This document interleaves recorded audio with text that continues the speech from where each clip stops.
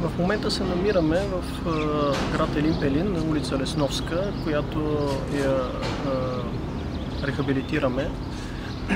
Фирма Път Прибор се занимава с ремонт, поддръжка и възстановяване на пътни настилки.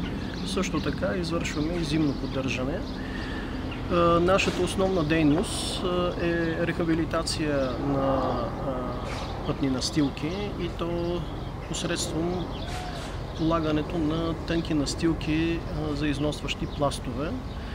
Ние имаме специализирани машини за полагане на асфалтови настилки тип повърхностни обработки и тип микросърфейсинг. Първата технология е подходяща за пътища с леко и средно движение, докато втората технология, микросърфейсинга, е подходяща както за пътища с средна натвареност, така и за пътища с тежко натварване, като първокласни пътища и магистрали.